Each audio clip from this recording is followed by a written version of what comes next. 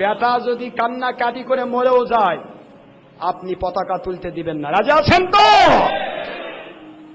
বাতিলের পতাকা আমার বাড়িতে থাকবে না। এটাই আমার মালিক যদি ইচ্ছা করে 1 টাকাও না আপনাকে জাহান্নাম দেবে, 1 টাকা কিছু লাগবে না।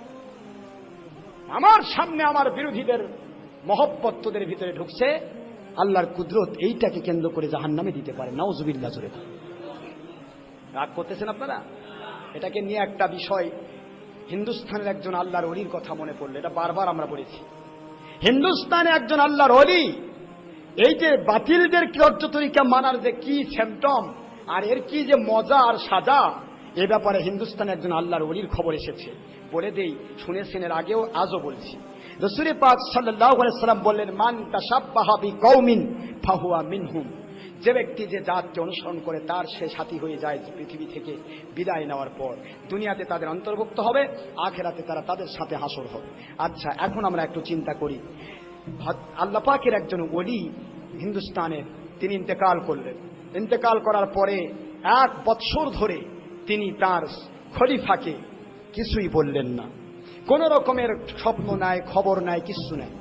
1 বৎসর পার হয়ে যাওয়ার পর আল্লাহর ওলি তার খলিফাকে বলতেছে, স্বপ্নের ভিতরে খলিফার সাথে দেখা করতেছে, তুমি কেমন আছো? খলিফা বলতেছে, হে আল্লাহর ওলি, এতদিন হয়ে গেল আপনাকে আমি খুঁজে পাচ্ছি না, আমি কি আপনাকে হেরে ফেললাম?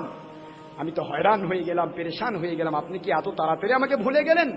অথচ হাদিস শরীফে এসেছে, যারা হক্কানি আল্লাহর ওলি হবে তারা দুনিয়াতেও ভুলবে না, কবরেও ভুলবে না, হাসরেও ভুলবে না, একসাথে তারা জান্নাতি হবে। জোরে বলেন সুবহানাল্লাহ। তো তাহলে আপনি এভাবে ভুলে গেলেন? বলেন না, আমি ভুলি নাই, তবে আমি মহা বিপদে ছিলাম 1 বৎসর। কয় বৎসর? আল্লাহর ওলি, ভালো করে শোনেন, আল্লাহ পাকের ওলি তিনি বলছেন আমি বিপদে ছিলাম। আয় আল্লাহর ওলি কেমনে বিপদে ছিলেন, কিভাবে বিপদে ছিলেন দয়া করে বলুন।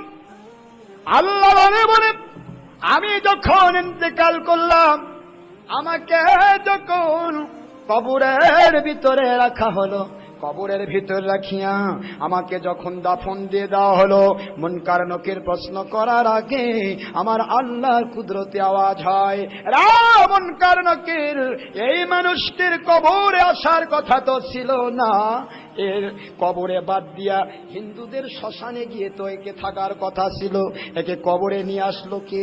জোরে করুন সুবহানাল্লাহ। মনের ভিতরে ব্যথা নিয়া অন্তরের অন্তঃস্থল থেকে কান্না শুরু করে দিলাম, ও দরদি আল্লাহ, কি এমন অপরাধ করলাম, জীবনে প্রতিটা মুহূর্ত আপনার হুকুম মোতাবেক চলেছি, আপনার কথা মোতাবেক চলেছি, আপনার নবীর প্রেম করে জিন্দেগি কাটিয়ে দিয়েছি। দরদি আল্লাহ, কোথায় ভুল হয়ে গেল মেহেরবানি করে জানিয়ে দেন। আমার আল্লাহ পাক, হতে পারে ভুল, আমি তো গুনাহগার, আপনি তো মালিক খালিক রব, দয়া করে মেহেরবানি করে জানিয়ে দিন, কেন আমাকে শ্মশানে যাওয়ার কথা ছিল, কবরে আসার যোগ্যতাও আমার ছিল না। আমার আল্লাহর কুদরতে আওয়াজ হয়, রে ওলি দাবিদার, আমি কি তোমাকে ওই কথা স্মরণ করে দেব না? মনে কি পড়ে না, হিন্দুস্তানে হোলি পূজা চলতেছিল, হিন্দুস্তানে হোলি পূজা হচ্ছিল। হিন্দুদের হোলি পূজার সিস্টেম হলো, ওই এলাকার প্রতিটা জাতকে, গাছপালাকে, গাধা বকরিকে, মানুষজনকে, পুরো প্রাকৃতিক এবং সাংস্কৃতিক জগৎ পুরা এরিয়ার ভিতরে তারা রং করে দেয়, রঙিন করে দেয়। ওই রঙিন করার ভিতরে তখন তাদের রঙিনের কাজ চলতেছিল হিন্দুস্তান। এ আমার আল্লাহর ওলি, তুমি কি বুঝতে পারো নাই? তোমাকে পরীক্ষা করার জন্য আমি আল্লাহ কুদরতওয়ালা একটা গাধা তোমার সামনে তুলে ধরেছিলাম।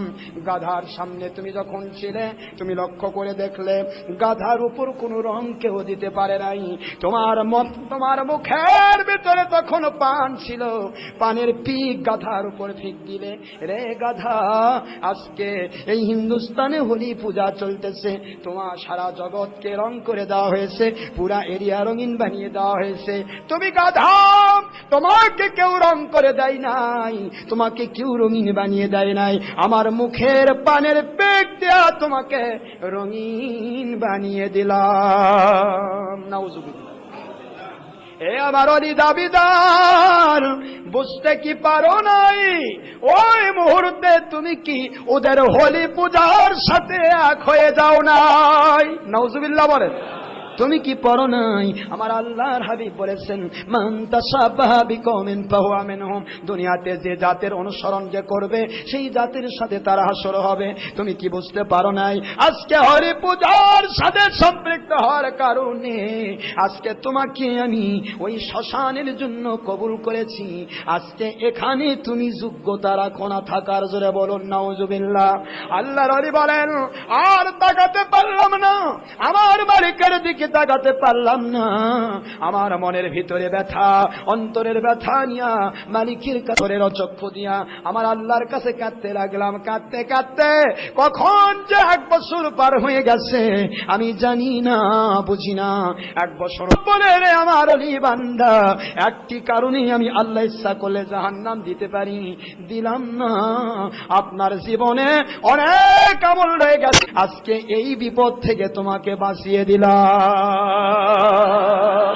ও সোনার ভাই, তরুণেরা, যুবকেরা, কিশোরেরা, পিক দিয়ে রং করে দেওয়ার কারণে হক্কানি একজন ওলি যদি ধরা খেয়ে যায় কবরের ভিতরে, একটু কি বুঝবেন না আমরা ওদের পতাকা কেমনে আমাদের মাথায় তুলব?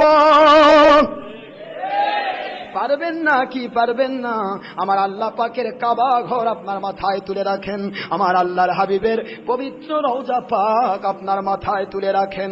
বুখারী শরীফের হাদিসে এসেছে, রওজা পাক এবং কাবা ঘরের দিকে যারা তাকালো তাকে সম্মান দিয়ে উপরে রাখলো, প্রতিটা মুহূর্ত তাদের উপর বৃষ্টি করে রহমত নাজিল হয়।